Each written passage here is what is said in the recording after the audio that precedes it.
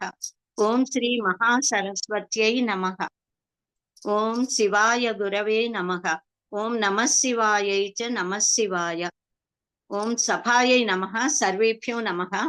బ్రహ్మశ్రీ కందాడై రామానుజాచార్య వర్యస్య స్మృత్యర్థం నిర్దేశిత ఆయోజిత అష్టాదశ పురాణ వ్యాఖ్యానమాలాయాం ఏకం పురాణ పరిచయ కుసుమం సమర్పితుం మమాపి అవకాశ దత్తః. అతః అహం అతీవ సంతుష్టాస్మి. ఏతద్ అవకాశం దత్తవద్భ్యః సంస్కృత పరిషదః నిదేశకం డాక్టర్ పెన్నా మధుసూదన వర్యం, విశ్రాంత నిదేశకం డాక్టర్ నీలకంఠం మహోదయం చ, ఏతత్ కార్యక్రమస్య సంయోజక వర్యం డాక్టర్ సంతోష్ కుమార్ జోషి మహోదయం చ ప్రత్యేకతయా హార్దికం కృతజ్ఞతాం వ్యాహరామి కృతజ్ఞతాం సమర్పయామి. యథా హ్యః జ్యేష్ఠైః ఉక్తః తథా భవతు అహమపి తన్మార్గమేవ అనుసరామి. అయుభో మహాశయాః సర్వే జనాః సుజనాః భవంతు, సర్వే సుజనాః సుఖినః భవంతు. భవిష్య పురాణం అధికృత్య కించిత్ వక్తుం ప్రయత్నం కరోమి. ఓం వ్యాసాయ విష్ణురూపాయ వ్యాసరూపాయ విష్ణవే నమో వై బ్రహ్మనిధయై వాసిష్ఠాయ నమో నమః. వ్యాసం వసిష్ఠనప్తారం శక్తి పౌత్రం అకల్మషం పరాశరాత్మజం వందే సుఖతాతం తపోనిధిం. అష్టాదశ పురాణానాం నామధేయాని యః పఠేత్ త్రిసంధ్యం జపతే నిత్యం సహ అశ్వమేధ ఫలం లభేత్.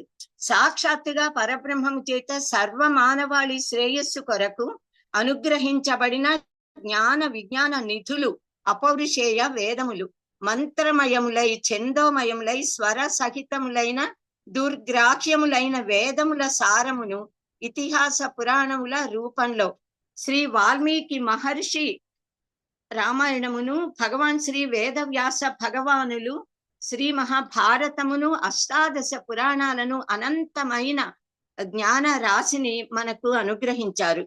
ఇతిహాస పురాణాభ్యం వేదం సముపబృంహయేతనంటే విత్తనాల నుంచి మొలకలు వచ్చినట్టుగా వేద మంత్రముల అర్థాలే, వేదముల యొక్క సారమే ఇతిహాసములుగా పురాణములుగా చెప్పబడినాయి అని అర్థం. అంటే విత్తనాలలో ఏది ఉంటుందో మొలకలో వృక్షంలో అదే ఉంటుంది. వేదముల సారమే మనకి ఇతిహాసాలలో పురాణములలో అనుగ్రహించబడింది. ప్రభు సంహితములైనవి వేదములైతే చక్కగా మిత్ర సంహితములు, స్నేహితుని వలె మనకి కథలని చెప్తూ ఆహ్లాదకరంగా ధర్మాన్ని, నీతిని, మన వైదిక జీవన మార్గాన్ని బోధిస్తాయి పురాణాలు. సామాన్యమైన జనులకు కూడా అర్థమయ్యేలాగా కథల రూపంలో, ఆఖ్యానాల రూపంలో పురాణాలన్నీ కూడా మనకి చెప్పబడినాయి. పురాణము అంటే పురా అపి నవం, అందరికీ తెలిసినదే. అంటే ఎంత పాతదో అంత కొత్తది. పురా ఆనతి పురాణం అని వాయు పురాణంలోను, పురా ఏతద్ అభూత్ అని బ్రహ్మాండ పురాణంలోను పురాణ పదమును వివరించారు. పూర్వం ఇలా జరిగింది అని పురాణం చెప్తుంది.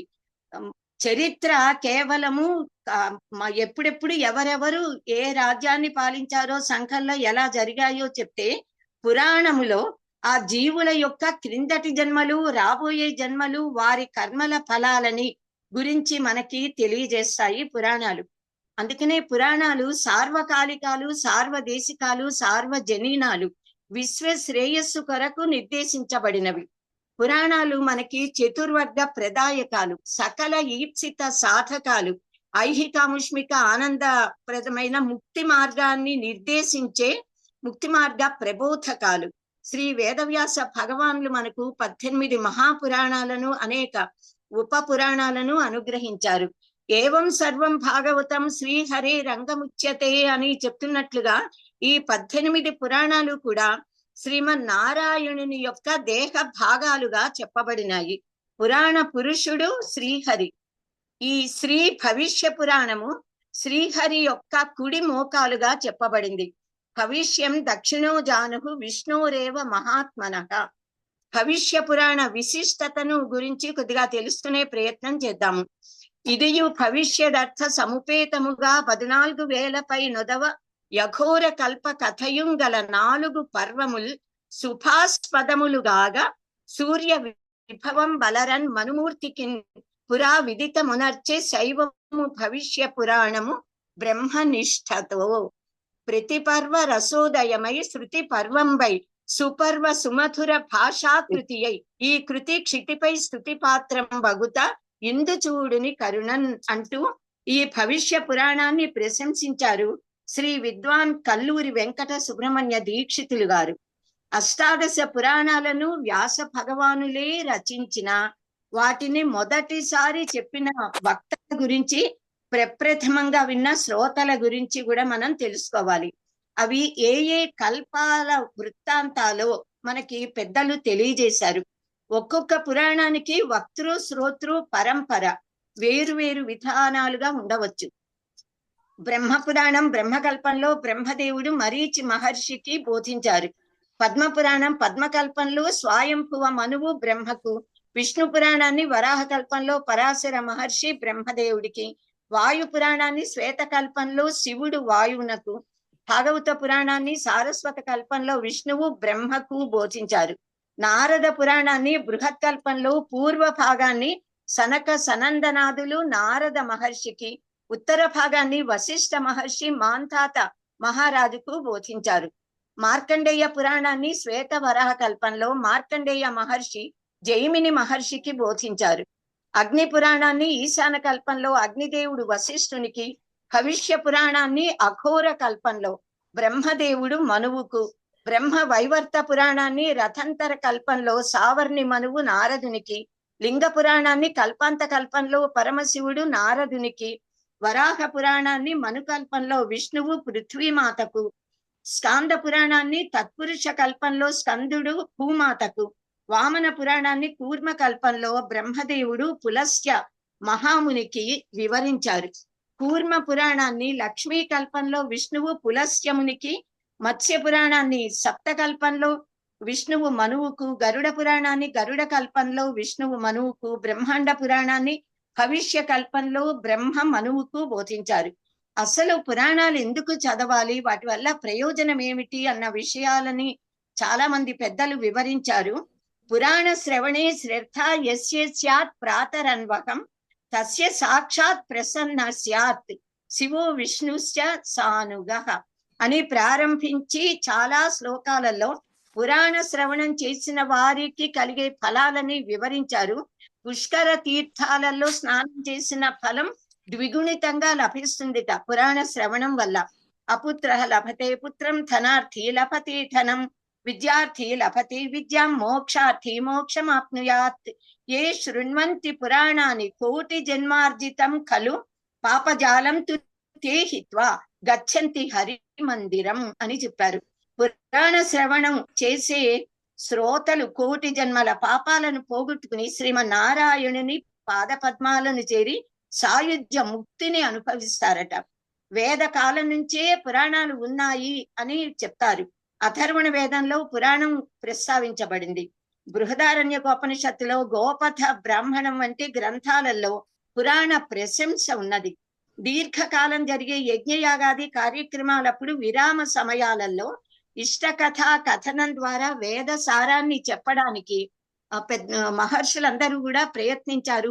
ఆ సమయాల్లో యాగాదులను చేసిన రాజుల వంశాల చరిత్రలను కూడా, యజ్ఞానికి లక్ష్యమైన దేవి దేవతల కథలను కూడా వారు చెప్తూ ఉండేవారు. అదంతా కూడా పురాణ జ్ఞానము. కాలక్రమేణా పురాణ కథనం సూత మహర్షి సౌనకాది మహర్షులకు బోధించే పద్ధతిలో మనందరికీ లోకానికి అందించబడింది. నైమిషారణ్యంలో సత్రయాగ సమయంలో రోమహర్షణ మహర్షి, ఆయన సూత మహర్షి, ఆయన సౌనకాదులకు చెప్పినట్లుగా అనేక పురాణాలు, వ్రత ఆచరణ విధానాలు కూడా మనకి అందించబడ్డాయి. అష్టాదశ పురాణాలలో భవిష్య పురాణం 9వది అని చెప్తారు. సర్గశ్చ ప్రతి సర్గశ్చ వంశో మన్వంతరాణి చ వంశానుచరితం చైవ పురాణం పంచలక్షణం అని ఈ 5 లక్షణాలు కూడా ప్రతి పురాణంలోనూ మనకు గోచరిస్తాయి. అయినా ఒక్కొక్క పురాణం యొక్క ప్రత్యేకత దానిదే. ఒక్కొక్క పురాణంలో ఒక్కొక్క అద్భుతం మనకి కనిపిస్తూ ఉంటుంది, మనని ఆశ్చర్య చకితులని చేస్తుంది. ఈ భవిష్య పురాణంలో భవిష్యత్తులో జరగబోయే వాటిని మహర్షి మనకి తెలియజేశారు. అన్ని పురాణాలలో కూడా అసంఖ్యాకమైన కథలు, ఉపాఖ్యానాలు, అనేక స్తోత్రాలు, విశేషంగా శివకేశవ అభేదాన్ని తెలియజేస్తూ శివకేశవ స్తోత్రాలు, అనేక తీర్థముల క్షేత్రముల వర్ణన, వ్రతాచరణ విధానము, ఫలములు కనిపిస్తూ ఉంటాయి. భవిష్య పురాణం పేరుతో లోకంలో 3 రకాలైన గ్రంథాలు ఉన్నట్లుగా తెలుస్తోంది. బ్రాహ్మము, మధ్యమము, ప్రతిసర్గము, ఉత్తరము అనే 4 పర్వములు కలది ఒకటి. ఇప్పుడు నేను ప్రస్తుతము దీన్ని అనుసరించి మాట్లాడాలి అని అనుకుంటున్నాను. బ్రాహ్మము, వైష్ణవము, శైవము, త్వాష్టము, ప్రతిసర్గము అనే 5 పర్వములు కలది ఒకటి బృహత్ భవిష్య పురాణం ఉంది, అంటే పెద్దది. నారద మహాపురాణాన్ని బట్టి బ్రాహ్మ, వైష్ణవ, శైవ, సౌర, ప్రతిసర్గలు అనే 5 పర్వాలు కలిగినటువంటి ఒక భవిష్య పురాణం ఉంది. ఇప్పుడు ఈ 4 పర్వాలు గల గ్రంథంలో ఇవ్వబడిన వివరాలని తెలుస్తుందాము. ఇందులో 585 అధ్యాయాలున్నాయి, 14,500 శ్లోకాలున్నాయి. 5 పర్వములు గల గ్రంథంలో 18,500 శ్లోకాలున్నాయని చెప్తారు. మొదట్లో 50,000 శ్లోకముల గ్రంథము భవిష్య పురాణం ఉన్నదిట. తరువాత కొన్ని ఎందుకు తగ్గాయో శ్లోకముల సంఖ్య తగ్గినట్లుగా తెలుస్తుంది. ఇప్పుడు ఈ పర్వములలో ప్రస్తావించబడిన అంశాలు ఏమేమి ఉన్నాయో చూసి వాటిలో కొన్నింటిని కొద్దిగా వివరించుకుందాము సమయానుకూలంగా. భవిష్య పురాణంలోని 4 పర్వముల పేర్లు: బ్రాహ్మ పర్వము, మధ్యమ పర్వము, ప్రతిసర్గ పర్వము, ఉత్తర పర్వము. బ్రాహ్మ పర్వములు సుమంతుడికి శతానీక మహర్షి చెప్పిన సృష్టి వర్ణన, సూర్య ప్రశంస, సూర్య స్తవం, 4 వేదముల ఉత్పత్తి, కాలగణన, యుగ ధర్మములు, సంస్కారములు, ఆచార్య లక్షణములు, బ్రహ్మచారి లక్షణములు, తల్లి తండ్రి గురువుల మహిమ, వివాహ సంస్కారం యొక్క ప్రాముఖ్యత చాలా విశేషంగా వివరించబడింది ఈ పురాణంలో. స్త్రీలలోని పురుషులలోని శుభ అశుభ లక్షణాలు, గృహశాస్త్రమ ధర్మాలు, పతివ్రతల ధర్మాచరణ, పంచమహాయజ్ఞాలు, ఉపవాసాలు, ప్రతిపత్తు వ్రత విధానం, వివిధ రకాల వ్రతాలు, విషహరణ చికిత్సలు, నాగపంచమి వ్రతం, శ్రీకృష్ణ సాంబ సంవాదం, సూర్యుని నిత్య అర్చన విధి, స్కంద షష్ఠి వ్రతం, సూర్యుని మహిమ, రథ సప్తమి మహిమ, స్వప్నాలు, వాటి ఫలితాలు, సూర్య కుటుంబం, తిథులు, నక్షత్రాలు, నక్షత్ర దేవతల పూజా విధానం, ఫలితాలు, యమదూతల సంవాదము, సూర్యాభిషేకం, సౌర ధర్మము, యోగ జ్ఞానం, స్మృతి ధర్మాలు, శ్రార్థ భేదాలు, శుద్ధ ప్రకరణం, పంచమహాపాతకాలు, ఆదిత్య పూజ, పాతకాలు, ఉపపాతకాలు, వాటికి యమలోకంలో విధించే శిక్షలు, బ్రహ్మపర్వ శ్రవణ మాహాత్మ్యము, ఇంకా సాంబుని చరిత్ర, ఇలాంటి తదితర విషయాలు చాలా చెప్పబడినాయి. ఇంకా మధ్యమ పర్వంలో ఇది 3 భాగాలుగా విభాగం చేయబడింది. ప్రథమ భాగంలో బ్రాహ్మణ గురు ప్రశంస, మాతృ నమస్కారము, బ్రాహ్మణ గురు వందనము, ఇతిహాస పురాణాల మహిమ, అంతర్వేది బహిర్వేది విమర్శనము, ఆరామ ప్రతిష్ట, ఎరువులు, సామాన్య దోహద క్రియలు, విశేష దోహదములు, యజ్ఞ భేదాన్ని బట్టి అగ్ని భేదము, హోమద్రవ్యాల ప్రమాణము, సృష్టి క్రమము, ఊర్ధ్వ అధో లోకాల వివరణ, భూగోళ ఖగోళ విజ్ఞానము మొదలైన అనేకమైన అంశాలున్నాయి. ఇంకా రెండవ భాగంలో దేవతా ప్రతిమలను నిర్మించే విధానం, కలశ స్థాపన విషయం, అగ్ని జిహ్వలు, అగ్ని పూజా విధానం, హోమ ద్రవ్యాలు, యజ్ఞంలో ఉపయోగించే పాత్రలు, 4 రకాల మాస వ్యవస్థ, కాల విభాగం, విగ్రహ ప్రతిష్ట, విగ్రహ ప్రతిష్టలకు ముహూర్త నిర్ణయములు ఎలా చేయాలో, జలాశయనాది విధులు, ఇటువంటివన్నీ విషయాలు చెప్పబడినాయి. 3వ విభాగంలో ఆరామాదుల నిర్మాణము, ఉద్యానవనాలు, పుష్కరిణి, జలాశయాలు, పుష్పవాటికలు, తులసి వనములను నిర్మించే విధానాన్ని వివరించారు. దివ్య భౌమ అంతరిక్షాల ద్వారా కలిగే ఉత్పాతాలు, వాటికి తగిన శాంతులను ఎలా చేయాలి అనే విధానాలన్నీ వివరించబడినాయి. ప్రతిసర్గ పర్వము 4 ఖండాలుగా విభాగం చేయబడింది. ఇది పెద్దది. మొదటి ఖండంలో కృతయుగం నాటి రాజుల వంశ వర్ణన, త్రేతాయుగ రాజులైన సూర్యవంశ, చంద్రవంశ రాజుల చరిత్రలు, ద్వాపర యుగ రాజవంశాల చరిత్ర, ప్రద్యోతనుడు ఏ విధంగా మ్లేచ్ఛ యజ్ఞం చేశాడో ఆ వృత్తాంతము, మ్లేచ్ఛ వంశీయుల చరిత్ర, మ్లేచ్ఛ భాషల పరిచయం, కశ్యప కథ, అగ్నివంశ చరిత్ర, మగధ రాజవంశీయుల వృత్తాంతము, చౌహాన్ రాజుల చరిత్ర, విక్రమాదిత్యుడి చరిత్ర వంటివన్నీ వివరించబడ్డాయి. ద్వితీయ ఖండంలో హేతాళుడు విక్రమార్కునకు కథలు చెప్పడము, వజ్రముకుటుని కథ, రూపసేనుడు వీరవర్యుని కథ, చంద్రవతి కథ, మహాదేవి కథ, కామాంగి కథ, త్రిలోక సుందరి కథ, చిరంజీవుడి కథ, కామాలస కథ, గుణశేఖరుడి కథ, సత్యప్రకాశుడి కథ, హరిస్వామి కథ, జీమూత వాహనుడు అతని కథ, ఇవన్నీ అనేకమైన కథలున్నాయి. ఇక్కడే శ్రీ సత్యనారాయణ స్వామి వ్రత కథ, వ్రత విధానము వివరంగా వివరించబడినాయి. శ్రీ దుర్గా సప్తశతికి సంబంధించిన ప్రథమ చరిత్ర, మధ్యమ చరిత్ర, ఉత్తమ చరిత్రలను ఇక్కడ వివరించారు. పాణిని మహర్షి కథ, పతంజలి మహర్షి చరిత్ర, బుద్ధి ప్రకాశుని కథ, హరిస్వామి కథ, హరి మహిమను తెలియజేసే వాసరుడు అనే వానరుని కథ, మూలదేవుడి కథ, దేవశర్మ కథ, పాణిని కృత శివస్తుతి, మానస తీర్థ ప్రశంస, భోపదేవుడు, భాగవత ప్రశంస, గుణాకరుని కథ, మోకిని కుమారుని కథ, సువర్ణుని కథ, విష్ణుస్వామి కుమారుని కథ, హేతాళుడి పూర్వ వృత్తాంతం, విక్రమాదిత్యుడి నిర్మాణం, ఇవన్నీ కూడా ఇక్కడ వివరించబడినాయి.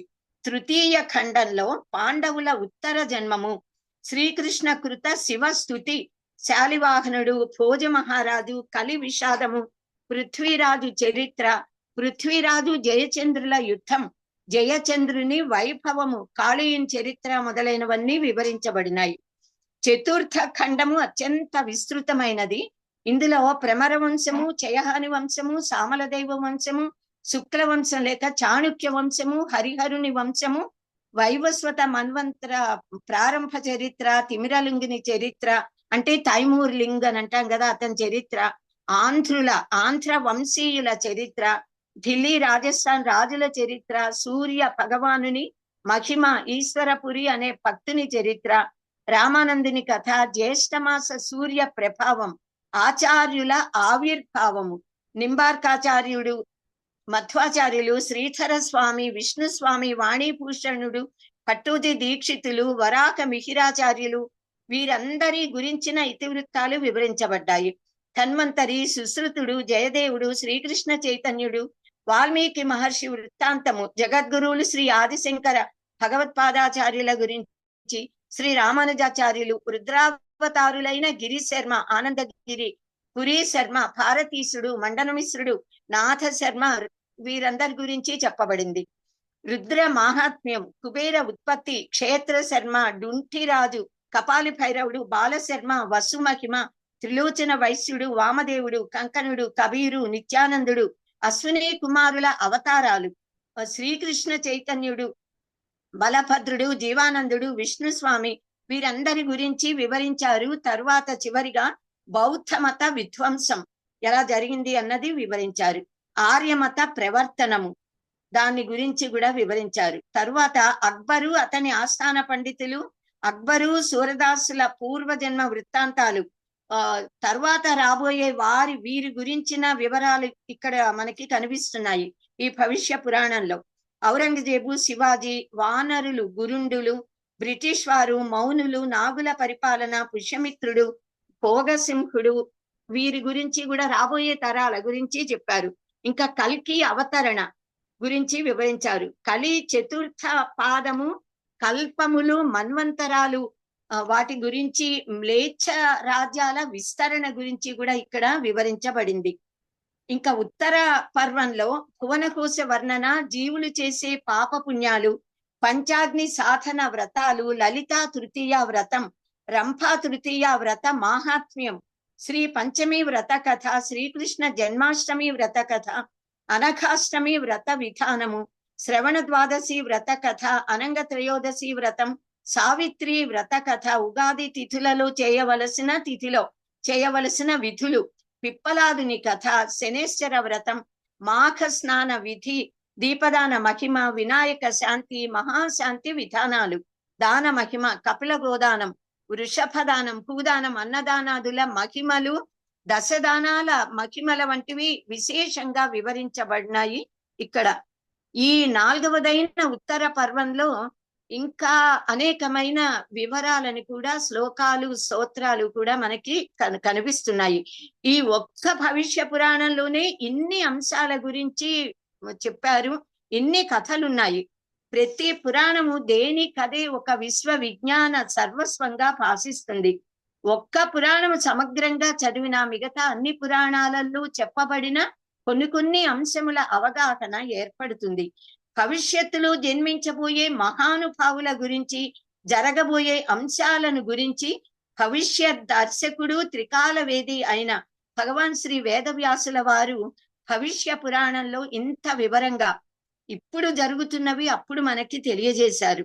శ్రీ భవిష్య పురాణము బ్రాహ్మ పర్వంతో సుమంత శతానీక సంవాదముతో ప్రారంభమవుతోంది. పాండవ వంశంలో జన్మించిన శతానీక మహారాజు, ఆయన పరమ ధర్మాత్ముడు, మహావీరుడు. ఒక శుభదినమున భగవాన్ శ్రీ వేదవ్యాసుల వారు, ఆయన ముఖ్య శిష్యులు కొంతమంది, వారిలో ఒకడైన సుమంత మహర్షి, వశిష్ఠ మహర్షి, పరాశర మహర్షి, జైమిని, యాజ్ఞవల్క్య, గౌతమ, వైశంపాయన, సౌనక, అంగిరస, భరద్వాజాది అనేక మంది మహర్షులు శతానీక మహారాజును దర్శించడానికి అరుదించారు. పరమానందంతో ఆ మహర్షులందరికీ కూడా వారిని స్వాగతించి అర్ఘ్యపాద్యాధికాలను ఇచ్చి పూజించి తనను తరింప చేయడానికి ధర్మశాస్త్ర రహస్యాలను బోధించండి అని ప్రార్థించాడు ఈ మహారాజు. వారందరి సలహా మేరకు వ్యాస భగవానుని పాద పద్మాలను ఆశ్రయించాడు. తన తండ్రిని ఉద్ధరించినట్లుగా తనని కూడా ఉద్ధరించమని ఈయన వ్యాస భగవానులని ప్రార్థిస్తే, ఆయన రాజా, నా శిష్యుడైన ఈ సుమంతుడు నీవు కోరిందంతా కూడా బోధించగలుగుతాడు, నీ సందేహాలని తీరుస్తాడు అని చెప్పి, నాయన సుమంత, ఈ రాజు సంతోషించే విధంగా అతడు కోరిందంతా బోధించు అని సుమంతుణ్ణి ఆదేశించాడు. తర్వాత శతానీక మహారాజు సుమంతునితో తాను అనేక ధర్మశాస్త్ర గ్రంథాలను గురించి విన్నానని, వాటి సారాన్ని పెద్దలు బోధించగా కొద్దిగా తెలుసుకున్నానని, చతుర్థ వర్ణులకు కూడా ధర్మ అర్థ కామ సంరక్షణని కలిగించగల మహాభారతాన్ని కూడా తాను చాలా పురాణాలతో పాటుగా విని ఉన్నానని, ప్రస్తుతము భవిష్య మహాపురాణాన్ని గురించి వినాలి, తెలుసుకోవాలి అని కోరుతున్నాను కనుక దానిని బోధింపుము అని ప్రార్థించాడు. అతని జ్ఞాన వినయ సంపదకు ఎంతో సంతోషపడి సుమంత మహర్షి శతానీక మహారాజుకు భవిష్య పురాణాన్ని బోధించారు. భవిష్య పురాణ పరంపరను చెప్పాడు ఆయన. ఈ పురాణమును బ్రహ్మదేవుడు శంకరునికి, శంకరుడు విష్ణువుకు, విష్ణువు నారదుడికి, నారదుడు ఇంద్రుడికి, ఇంద్రుడు పరాశరునికి, పరాశరుడు వ్యాసుల వారికి, వ్యాస గురువు తనకు బోధించారు అని చెప్పాడు. భవిష్య పురాణం ఇంచుమించుగా 50,000 శ్లోకాలతో ఉంది అని ఆయన అక్కడ చెప్పారు. ఆ సందర్భంలో ఈ ఆంజనేయ స్వామిని నవవ్యాకరణ పండితుడు అని శ్రీరామచంద్రుడు రామాయణంలో ప్రశంసించాడు కదా. ఈ భవిష్య పురాణంలో సుమంతుడు 8 రకాల వ్యాకరణాల గురించి ప్రస్తావించాడు. బ్రాహ్మము, ఐంద్రము, యామ్యము, రౌద్రము, వాయవ్యము, వారుణము, సావిత్రము మరియు వైష్ణవము అనునవి అష్టవిధ వ్యాకరణ శాస్త్రములు. ఇట్టి వ్యాకరణములను అధ్యయనం చేసిన వేదవ్యాసుల వారు 18 పురాణాలను రచించి మనకి అనుగ్రహించారు. భవిష్య పురాణాన్ని వినడం వలన బుద్ధి, వృద్ధి, స్త్రీలు కలుగుతాయి అని, పంచలక్షణ యుతమైన ఈ పురాణంలో 5 పర్వములు ఉన్నాయి అని ఆయన సుమంతుడు చెప్పాడు. ఈ పురాణంలో 14 విద్యల గురించి చెప్పారు. ప్రారంభంలో సృష్టి గురించి చెప్పి, తర్వాత ధర్మశాస్త్ర విషయాలను వివరించి, తర్వాత వ్రత విధులను చెప్పారు, ఫలాలను చెప్పారు. ఈ పురాణంలో ప్రత్యక్ష దైవమైన శ్రీ సూర్య నారాయణ స్వామిని గురించి విపులంగా విశేషంగా చెప్పారు. అనేకమైన స్తోత్రాలు కూడా ఇక్కడ ఉన్నాయి. వేదము సూర్య ఆత్మ జగత స్తస్తుషశ్చ అని చెప్పింది కదా, ఆ విషయం ఇక్కడ నిరూపించబడింది. సూర్యునికి జిల్లేడు సమిధలు, చంద్రునికి మోదుగ సమిధలు, కుజునికి ఖదిర సమిధలు అంటే చంద్ర సమిధలు, బుధునికి ఉత్తరేణి, గురువుకి రావు, శుక్రునికి ఔదుంబరం అంటే మేడి సమిటలు, శనైశ్చరునికి జమ్మి, రాహువునకు దూర్వాలు, కేతువునకు కుశలు ప్రియమైనవి అని వివరిస్తూ నవగ్రహముల గురించి, వారి గ్రహాధిపత్యాల గురించి, నవగ్రహములకు సకల దేవతలకు ఇక్కడ చాలా మంది దేవతలకు ప్రియమైన నైవేద్యాదులను వస్తు విశేషాలను గురించి ఇక్కడ వివరించారు. ఇంకా వినాయక చవితి నాడు మనం గజముఖ గణేశుణ్ణి పూజిస్తాం కదా. ఈ సందర్భంలో అనేకమైన కథలు మనకి తెలిసిన ఉన్నాయి. కానీ మనం పూజించే ఈ విఘ్నేశ్వరుడు ఆకాశంలో దర్శనమిస్తాడు. హస్త నక్షత్ర గతుడైన సూర్యుని ముందు పెట్టుకుని చంద్రుడే ఈ వినీల ఆకాశంలో హస్తిముఖుడు అనే పేరుతో కనిపిస్తున్నాడు. ఇది ఖగోళ రహస్యము అని వివరించింది ఈ భవిష్య పురాణం. ఈ మొదటి ఖండంలో దిండికి సూర్య భగవానునికి జరిగిన సంవాదంలో సూర్య ఉపాసన వివరించబడింది. సూర్యోపాసన వలన ఈ దిండి అనే గణనాయకుడు బ్రహ్మహత్య దోషకము నుంచి విముక్తుడయ్యాడు. ఇక్కడ 61వ అధ్యాయం నుంచి 70వ అధ్యాయం దాకా సూర్య ఉపాసన విషయం వివరించబడింది. తర్వాత 71వ అధ్యాయంలో బ్రహ్మదేవుడు ఉపదేశించిన సూర్య స్తవం ఉంది. నమ సూర్యాయ నిత్యాయ రవయే కార్యభానవే భాస్కరాయ మతంగాయ మార్తాండాయ వివస్వతే అంటూ ఇలా ప్రారంభమయ్యి నమో స్వదితి పుత్రాయ నమో లక్ష్యాయ నిత్యశః అంటూ ముగించారు. ఈ స్తోత్రం పఠించిన వారు సకల అభీష్టాలని పొందుతారు, ఆయురారోగ్యములతో వర్ధిల్లుతారు. తర్వాత సాంబుడి చరిత్ర వివరించబడింది వివరంగా. శ్రీకృష్ణ జాంబవంతుల పుత్రుడగు సాంబుడు తాను చాలా సౌందర్యవంతుణ్ణి అనే గర్వంతో దుర్వాస మహర్షిని వెక్కిరించాడట. ఒకసారి ఆ మహర్షి కోపించి కుష్ఠరోగివి అవమని శపించారట. కుష్ఠరోగం పొందిన సాంబుడు సూర్య ఆరాధన చేసి రోగ విముక్తుడై ఎప్పటి వలె సౌందర్యంతో ప్రకాశించాడు. ఇక్కడ సూర్యుడి 12 నామములు కూడా వివరించబడినాయి. భారతంలో చెప్పబడిన శ్రీకృష్ణ నిర్యాణం తర్వాత అతని అంతఃపుర స్త్రీలందరూ కూడా దొంగల పాలవడానికి కారణాన్ని గురించి ఇక్కడ చెప్పారు. నారద మహర్షి సూర్య వైభవాన్ని గురించి వివరించారు. నారాయణ నామ అర్థాన్ని వివరించారు. అవ్యక్తము సదసదాత్మకము అయిన పరతత్వమే శ్రీమన్నారాయణుడు. ఆయనే జల ప్రళయ సమయంలో వరాహ అవతారమెత్తి భూమిని ఉద్ధరించాడు. అదితి కశ్యపులకు పూర్భువ స్వర్లోక సమిష్టి రూపమైన అండముగా ఒక అండము ఆవిర్భవించింది. అందులో నుంచి 12 స్వరూపుడు సహస్ర రూపుడు అయిన 9000 యోజనముల విస్తారము, దానికి 3 రెట్ల విస్తారము అంటే వైశాల్యము కలిగినటువంటి దివాకరుడు ఉదయించాడు. మృతమైన అండముగా పుట్టాడు కనుక మృతప్రాయమైన సర్వ ప్రాణికోటిని జీవింప చేస్తున్నాడు కనుక అతనిని మార్తాండు అంటారు. సూర్యకిరణాలకు 20 పైన పర్యాయ పదాలని ఇక్కడ చెప్పారు. సూర్యుడి యొక్క 300 కిరణాలు భూలోకాన్ని, మరొక 300 కిరణాలు భువర్లోకాన్ని, మరొక 300 కిరణాలు సువర్లోకాన్ని వెలిగిస్తున్నాయి. 100 కిరణములు పాతాళ లోకాన్ని వెలిగిస్తూ అక్కడి వారిని తరింపజేస్తున్నాయిట. చాలా విస్తారంగా సూర్య తత్వాన్ని గురించి ఆయనే పరమాత్మ పరబ్రహ్మము అని నిరూపిస్తూ చెప్పారు. స్వాహాదేవి స్వథా దేవతల గురించి, సూర్యుడి పత్ని అయినటువంటి సౌజ్ఞాదేవి గురించి, ఆమె నీడ అయిన ఛాయాదేవి, వారి ఇరువురి సంతానము అంటే సౌర కుటుంబాన్ని గురించి, సూర్యుడి కుటుంబాన్ని, సౌర కుటుంబం కాదు సూర్యుని కుటుంబాన్ని గురించి వివరించారు. ధనపాలుడు సౌర కుటుంబాన్ని కూడా, నవగ్రహాలని కూడా వివరించారు.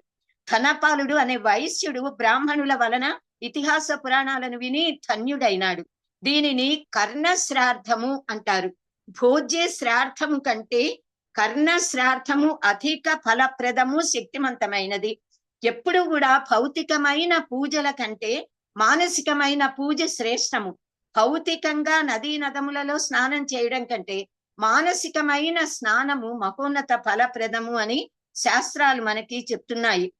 96వ అధ్యాయం నుంచి 114వ అధ్యాయం దాకా నక్షత్ర పూజ విధితో సూర్య ఆరాధన ఎలా చేయాలో చెప్పబడింది. మార్తాండ సప్తమి, అనంత సప్తమి మొదలైన వాటి గురించి వివరించారు. అంటే సప్తమి తిథి సూర్యుడికి ఇష్టం గనక.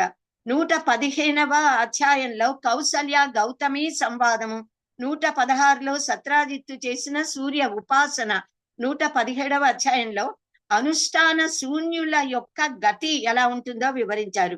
118వ అధ్యాయంలో సూర్య దీపదాన ప్రశంసని వివరించారు. తరువాత సుమంతుడు వ్యోమమును అంటే ఆకాశాన్ని గురించి తెలియజేశాడు. సప్త ఊర్ధ్వలోకాల గురించి, సప్త సముద్రాల గురించి, కుల పర్వతాల గురించి, ద్వీపాల, సప్త ద్వీపాలు, ఇతర ద్వీపాల గురించి కూడా ఆయన వివరించాడు. సాంబుడి తపస్సుకు మెచ్చి సూర్య భగవానుడు అతడికి ఆరోగ్యాన్నిచ్చి సహస్రనామాల కంటే శక్తివంతమైన తన 21 నామాలను, ఏకవింశతి నామాల మంత్రం దాన్ని ఉపదేశించాడు. వికర్తనో వివస్వాంశ్చ మార్తాండో భాస్కరో రవిః లోక ప్రకాశక శ్రీమాన్ లోక చక్షుర్గ్రహేశ్వర లోక సాక్షి త్రిలోకేశ కర్త హర్త తమిశ్రక తపన స్థాపనశ్చైవ శుచిః సప్తాశ్వవాహనః గభస్తి హస్తో బ్రహ్మ చ సర్వదేవ నమస్కృతః. సాంబుడు చంద్రభాగా నదిలో లభించిన సూర్య విగ్రహాన్ని అక్కడ ప్రతిష్ఠించాడు, పెద్ద దేవాలయాన్ని నిర్మింపజేసి. అదే కోణార్క్ దేవాలయం, శ్రీ సూర్య దేవాలయం. ఒకసారి బ్రహ్మ విష్ణు రుద్రులు ముగ్గురు కూడా తామే సృష్టి స్థితి లయ కారకులము అని గర్వించారట. అప్పుడు వారి గర్వాన్ని పోగొట్టడానికి పరబ్రహ్మమగు సూర్య భగవానుడు శతయోజన విస్తీర్ణమైన ఒక దివ్య ప్రచండ తేజోపరిత గోళ రూపంలో అక్కడ ఆవిర్భవించాడట. ఆ తేజాన్ని తెలుసుకోవాలి అని బ్రహ్మదేవుడు పైకి, శివుడు క్రిందికి, విష్ణువు అడ్డంగాను వెళ్ళారట. కానీ వారు ఎంత అన్వేషించినా ఏమీ అంతు పట్టలేదు, ఏమీ తెలుసుకోలేకపోయారు. వారందరూ తిరిగి వచ్చి ఆ గోళాన్ని, దాని తేజస్సుని స్తోత్రించి నమస్కరించారట. అప్పుడు సూర్య భగవానుడు ప్రసన్నుడై వారికి ప్రత్యక్షమయ్యి జగద్రక్షణ నిమిత్తమైన తన సూర్య రూప అవతారాన్ని గురించి వారికి తెలియజేశాడు, బోధించాడట. తానే సగుణ నిర్గుణ పరతత్వమని, తానే పరబ్రహ్మమని, తన యొక్క సాత్విక రాజస తామస మూర్తులు విష్ణు బ్రహ్మ రుద్రులు అని, తన 4వ మూర్తి నిర్గుణము అని తన తత్వాన్ని గురించి వివరించాడు. సకలము నిష్కలము సర్వాంతర్యామి అయిన తత్వము నా తత్వము అని ఆయన చెప్పాడు. ఇక్కడ ఈ పురాణంలో ఉంది. ఈ సూర్యుడిని అర్చించి బ్రహ్మ విష్ణు మహేశ్వరులు సృష్టి స్థితి లయ కారకులుగా నియమించబడినారు. 156వ అధ్యాయం నుంచి 215వ అధ్యాయం దాకా సూర్య వ్రత విధులు, కథలు, ఆశ్రమ ధర్మాలు, మళ్ళీ సూర్యవ్రత విశేషాలు, స్తోత్రములు, వాటి ఫలములు, ఇవన్నీ కూడా సమగ్రంగా వర్ణించబడ్డాయి. ఇది బ్రాహ్మ పర్వము. ఇంకా మధ్యమ పర్వము బ్రహ్మాండ ఉత్పత్తిని వివరిస్తూ ప్రారంభమవుతుంది. బ్రాహ్మణుల గొప్పదనాన్ని కీర్తించారు ఇక్కడ. బ్రాహ్మణ ముఖమున దేవతలు, పితృదేవతలు హవ్య కవ్యములను గ్రహిస్తారు కనుక జన్మ మాత్రము చేతనే బ్రాహ్మణుడు సర్వులకు పూజ్యుడు అని ఇక్కడ చెప్పారు. చాతుర్వర్ణముల వారికి తల్లి, తండ్రి, గురువు పూజనీయులు అనంటూ వారి ముగ్గురు గురించి వివరించారు, వారి గొప్పదనాన్ని, మహిమని. ప్రతి మనిషి అష్టగుణ సమన్వితుడై ఉండాలి అనంటూ అనేకమైన నీతి బోధక సూత్రాలను కూడా చెప్పారు. అనసూయ దయాక్షాంతి అనాయాసంచ మంగళం అకార్పణ్యం తథా శౌచం అస్పృహాచ కురు ఉద్వహ అనంటూ 8 లక్షణాల గురించి చెప్పారు. తల్లికి, తండ్రికి, గురువులకు నమస్కరించే శ్లోకాలు చాలా ఉన్నాయి. ఇవన్నీ కూడా అందరికీ కూడా పఠనీయాలు. పితృదేవతలకు తర్పణాలిస్తూ పూజించవలసిన విధిని చెప్పారు. వాపీకూప తటాకాదులు ఏర్పాటు చేసి ప్రజలకు ఉపకరిస్తే తనతో పాటు కలిపి 21 తరాలు, ఏకవింశతి తరాల వారు తరిస్తారని, ఇవన్నీ చేస్తూ ఆలయాలను కూడా నిర్మించగలిగితే, దేవ విగ్రహ ప్రతిష్టలు చేస్తే వారుట 101 తరాల వారు తరిస్తారు అని చెప్పారు. పితృవంశంలో 7 తరాలు, మాతృవంశంలో 7 తరాలు, పితృకులంలో పైన 20 తరాలు, మాతృకులంలో పైన 20 తరాలు. భార్య వైపు పితృవర్గం 5 తరాలు, మాతృవర్గం 5 తరాలు. పితృ మాతామహ వర్గం 5 తరాలు, మాతృ మాతామహ వర్గం 5 తరాలు, గురువు యొక్క పితృవంశం 5 తరాల వారు, మాతృవంశం వారు 5 తరాలు, ఆచార్య కులం వారు 2, పితృవర్గ రాజకులం 10 తరాల వారు, మాతామహ కులం 5 తరాల వారు, మొత్తం కలిపి 101 తరాల వారు తరిస్తారట. ఆరామాల ప్రతిష్ఠ చెయ్యాలి అని అంటే ముందు భూశోధన చెయ్యాలి, వృషభములతో భూమిని త్రొక్కించాలి అని చెప్పారు. అయితే గ్రహముల యాగముల నిమిత్తమైన భూమిని మటుకు వృషభములు త్రొక్కరాదు అంటూ ఇటువంటి అనేకమైన నియమాలని చెప్పారు. తులసి వనాలను, దేవతా వృక్షాలను పెంచవలసిన విధానాలను వివరించారు. ఏ వృక్షాలు నాటాలో, వేటిని నాటకూడదో వివరించారు. మొక్కలకు దోహదం చేసే విధానాన్ని, ఎరువులను గురించి చెప్పారు. ఒక్కొక్క మొక్కకి 20 చేతుల దూరం ఉండేట్లుగా తీయమామిడి, వకులము, మంజులము, ఉసిరి, శ్రీపర్ణి, పున్నాగము, శ్రీవృక్షం వంటివి నాటాలి అని చెప్పారు. తరువాతి అధ్యాయంలో హోమ ద్రవ్యముల గురించి, యజ్ఞము గురించి, యజ్ఞ వేదికల గురించి, యజ్ఞ భేదాన్ని బట్టి అగ్ని భేదం ఎలా ఉంటుందో వీటన్నిటి గురించి వివరించారు, అగ్నిని స్తుతించారు. ఈ ప్రతిసర్గ పర్వంలో కృతయుగంలోని రాజుల గురించి వివరించారు. శ్వేత వరాహ కల్పంలో బ్రహ్మాబ్దంన 3వ రోజున 7వ ముహూర్తమున వైవస్వతుడు మనువైనాడు. అతడు సరయూ తీరంలో 100 ఏళ్లు తపస్సు చేసి ఇక్ష్వాకు అనే కుమారుణ్ణి పొందాడు. అతడి పేరున సూర్యవంశము ఇక్ష్వాకు వంశంగా ప్రసిద్ధిగాంచింది. ఇక్ష్వాకు కుమారుడు వికుక్షి, అతడి పుత్రుడు రిపుంజయుడు, అతడి కుమారుడు కకుస్థుడు. కకుస్థుడి పేరున కాకుస్థ వంశం అయింది. అది ఆయన అంత గొప్పవాడు.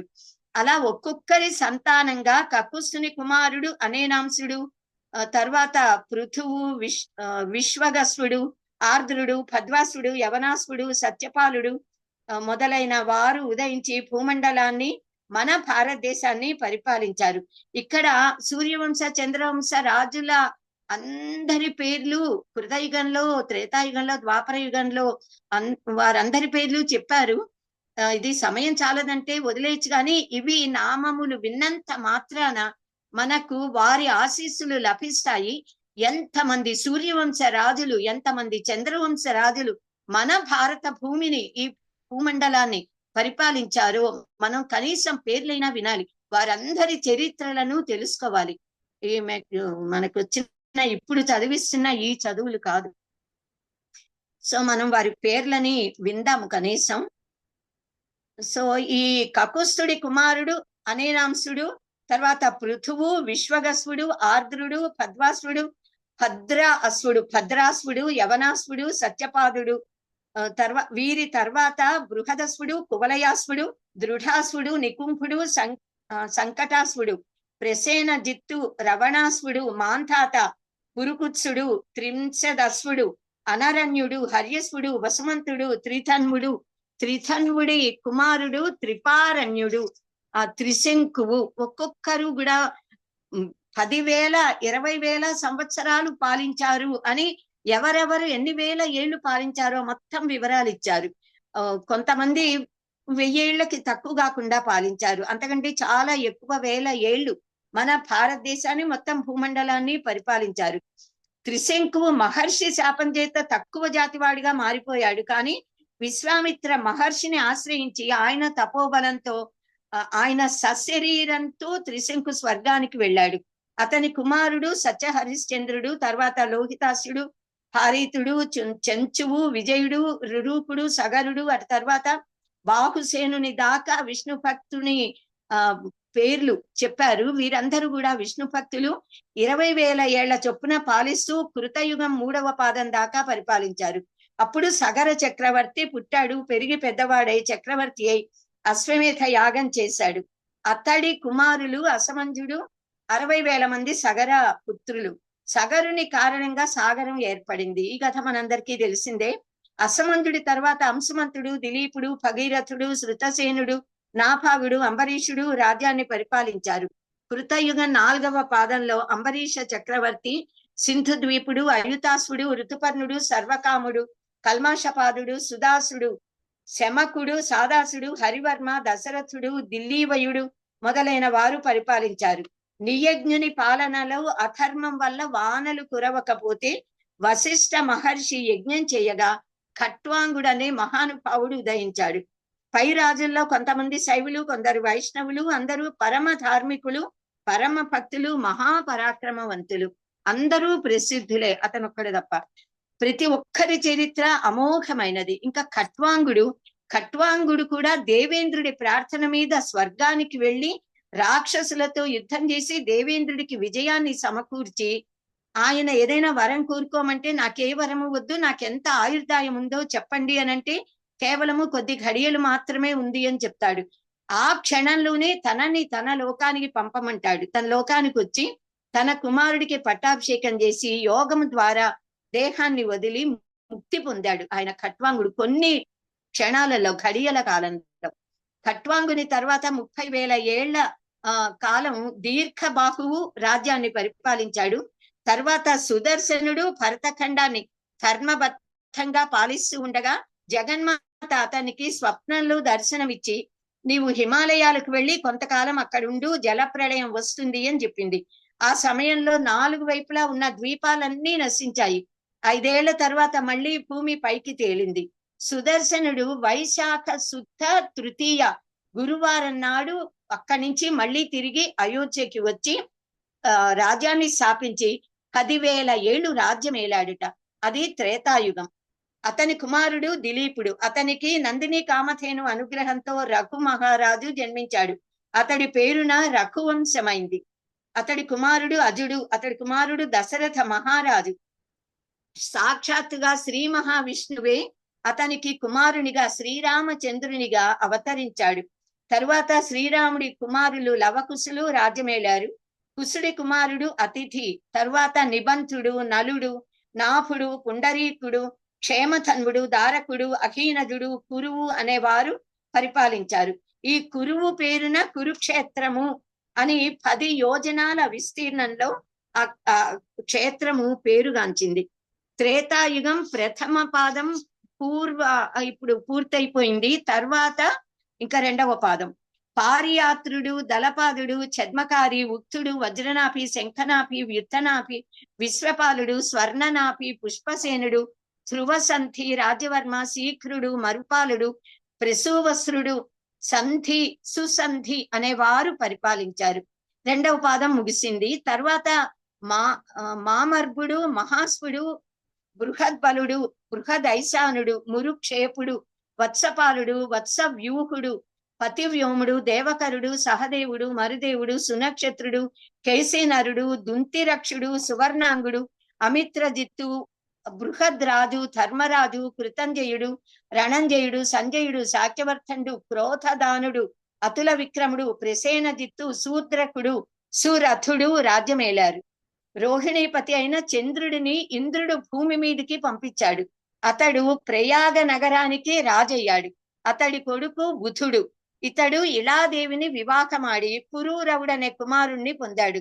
పురూరవ ఊర్వశి సంవాదం వేదాల్లో ఉంది, మనందరికీ తెలిసిందే. అనేక నాటకాలుగా మనం కూడా చదువుకున్నాం. పురూరవుని కుమారుడు ఆయువు. అతడి తరువాత నహుషుడు పరిపాలించాడు. ఈ నహుషుడు ఇంద్రత్వాన్ని పొంది దూర్వాసుని శాపంతో కొండ చిలువ అయ్యాడు. తర్వాత యయాతి మహారాజు పాలించాడు. అతని 5గురు కొడుకులు తండ్రి పెట్టిన శాపంతో మ్లేచ్చులైనారు. 2 కొడుకులు తండ్రికి ఆనందం కలిగించారు. వారికి వరాలనిచ్చాడు. వారిలో యదువు పెద్దవాడు, పూరుడు చిన్నవాడు. ఇతడు 1,00,000 సంవత్సరాల కాలం రాజ్యమేలాడు. మన భారతదేశాన్ని పరిపాలించి వైకుంఠాన్ని చేరాడు. యదువు కొడుకు క్రోష్టుడు, తర్వాత వృజినగ్నుడు, తర్వాత స్వాహార్చనుడు, చిత్రరథుడు, అరవిందుడు, అర్థశ్రవుడు, తేజశాలి, వైష్ణవుడు, తామసుడు, ఉశనుడు, సీతాంశుడు, కమలాంశుడు, పారావతుడు, పామకుడు, విదర్భుడు, క్రోధుడు, కుంతిభోజుడు రాజ్యాన్ని పరిపాలించారు. పురుదైత్యుని కూతురి మనవడు జనమేజయుడు. తర్వాత ప్రాచీన్వంతుడు, ప్రవరుడు, నభస్యుడు, భవదుడు, సుద్యుమ్నుడు, బాహుసాగరుడు, సంయాతి, ధనయాతి, ఐంద్రాసుడు, రంతినరుడు, సుతపుడు, సంవరణుడు రాజ్యాన్ని పరిపాలించారు. సంవరణుడు 100 సంవత్సరాలు తపస్సు చేసి సూర్యుడి కూతురైన తపతిని పరిణయం చేసుకున్నాడు. సూర్యలోకాన్ని చేరాడు. తర్వాత ప్రళయం ఏర్పడింది.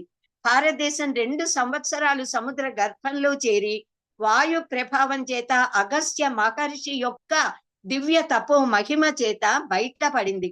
5 ఏళ్ల తర్వాత భూమి మీద మళ్ళీ గడ్డి మొలకలు ప్రారంభమయ్యి వృక్షాలు వర్తిల్లాయి, ప్రకృతి శోభిల్లింది. సూర్య భగవానుడి ఆజ్ఞతో సంవరణుడు తపతితో వశిష్ఠాది మహర్షులందరితో తన త్రివర్ణములు బ్రాహ్మణ క్షత్రియ వైశ్య వర్ణముల వారందరితో కూడా తిరిగి మళ్ళీ భూమి మీదకి వచ్చి రాజ్యం చేయడం ప్రారంభించాడు. భాద్రపద బహుళ త్రయోదశి శుక్రవారం నాడు సంవరణుడు ప్రతిష్టానపురానికి వచ్చాడు. నెమ్మదిగా బుద్ధి వంశము, యదు వంశము, మ్లేచ్ఛ వంశములు నెలకొన్నాయి.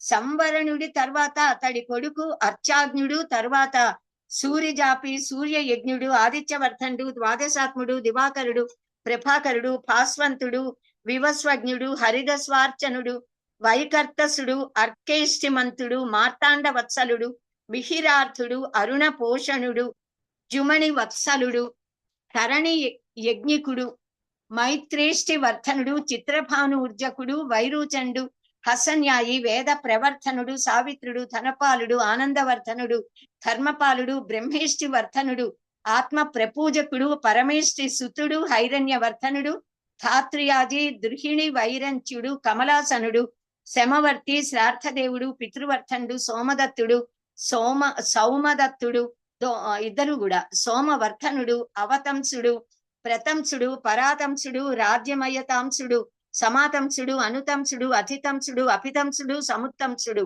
తంసుడు, దుష్యంతుడు రాజ్యాన్ని పరిపాలించారు.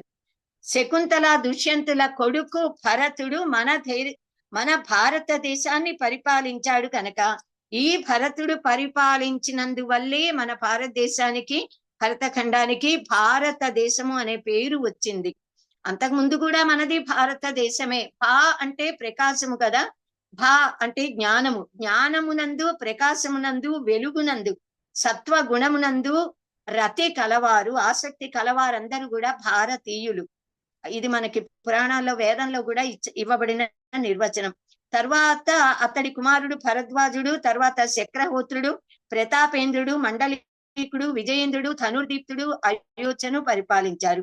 హస్తి అనే రాజు కుమారుడు ఐరావతుని సంతానమైన ఒక గున్న ఏనుగుని ఎక్కి పడమటి వైపుకు వెళ్లి అక్కడ హస్తినాపురాన్ని నిర్మించాడు. ఆ రాజ్యాన్ని పరిపాలించాడు. తర్వాత అజమీఢుడు, సుశర్మన్యుడు, కురువు రాజ్యాన్ని ఏలారు.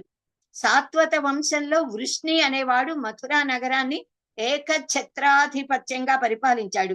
తర్వాత అతడి సంతానం నిరావృతి, దశారి, వియామునుడు, జీమూతుడు, విక్రముడు, వికృతి, భీమరథుడు, నవరథుడు, దశరథుడు, శకుని, శుంభుడు, దేవరథుడు, దేవక్షేత్రుడు, మధువు, నవరథుడు, కురువుడు, అనురథుడు, మరుహోత్రుడు, విచిత్రాంగుడు, సాత్వతవంతుడు, భజమానుడు, విదూరుడు, సురభక్తుడు, సుమనసుడు, తదిక్షేత్రుడు, స్వయంభువుడు, హరిదీపకుడు, దేవమేధ, సురపాలుడు రాజ్యాన్ని పరిపాలించారు.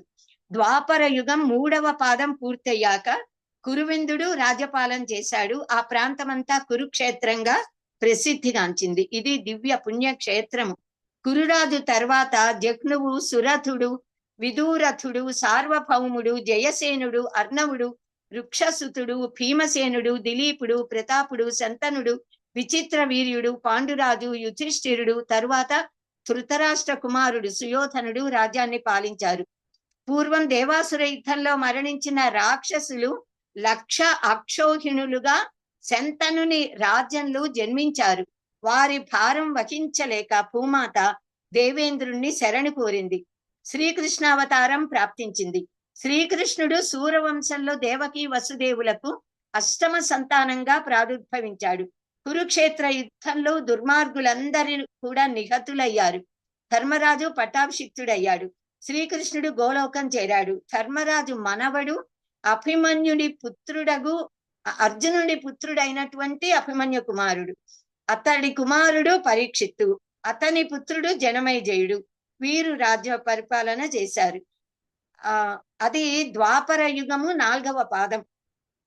జనమేజయుడు రాజయ్యాడు. ధర్మరాజు జనమేజయుడికి పట్టాభిషేకం చేసి పాండవులు స్వర్గారోహణం చేశారు. సో ధర్మరాజు తర్వాత జనమేజయుడే పరీక్షణ్ మహారాజుని పట్టాభిషిక్తుణ్ణి చేసి పాండవులు స్వర్గారోహణ చేశారు.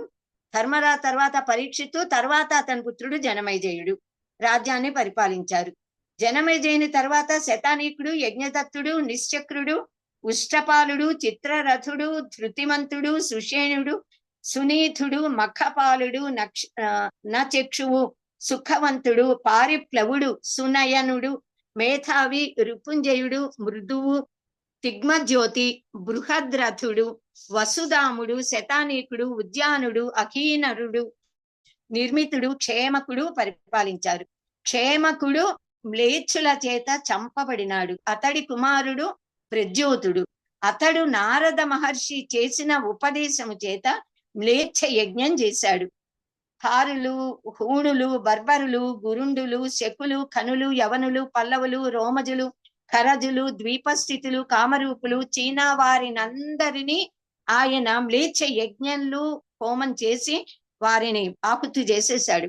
మ్లేచ్ఛ హంతకుడు అనే బిరుదు పొందాడు. అతడి కుమారుడు వేదవంతుడు. కలియుగ ప్రారంభమైంది. ఇంకా పరిపాలించేది మానవులే అయినా వారిలో కలి ప్రవేశించాడు. తర్వాత అగ్నివంశ చరిత్ర చెప్పబడింది. కలికాలం ప్రారంభమైనాక కాశ్యపుడు అనే ద్విజుడు భూలోకంలో బ్రహ్మావర్తంలో జన్మించాడు. అతడు చేసిన సరస్వతి స్తుతి అత్యంత ప్రశస్తమైనది. అతడు 120 ఏళ్లు రాజ్యపాలన చేశాడు. అతడి పుత్రుడు మగధుడు రాజయ్యాడు. అది మగధ రాజ్యం. అవంతి, సింధు దేశం, మద్రదేశాలు కూడా రాజులతో పరిపాలించబడేవి. శిశునాగుడు, కాకవర్మ, క్షేమధర్ముడు, క్షౌత్రౌజుడు, వేదమిశ్రుడు, అజాతశత్రువు, దర్భకుడు, ఉదయాస్యుడు, నందవర్ధనుడు పరిపాలించారు. నందవర్ధనునికి శూద్ర స్త్రీయందు నవనందులు కలిగారు. వీరిది నందరాజ్యం. మౌర్య చంద్రగుప్తుడు చాణక్యుని సలహాతో రాజ్యం పరిపాలించాడు. నందరాజ్యాన్ని పడగొట్టాడు. శాక్యముని, శుద్ధోదన మహారాజులు పరిపాలించారు. ఇతడి పుత్రుడు గౌతమ బుద్ధుడయ్యాడు. వేద మార్గ నాశకులు ఉద్భవించారు. తర్వాత గంధర్వసేనుడు, అతని కుమారుడు విక్రమార్కుడు లేక విక్రమాదిత్యుడు పరమ ధర్మాత్ములు. వారు రాజ్యపాలన చేశారు. మౌర్య చంద్రగుప్తుడు, బింబిసారుడు, అశోకుడు కూడా ధర్మాత్ములు.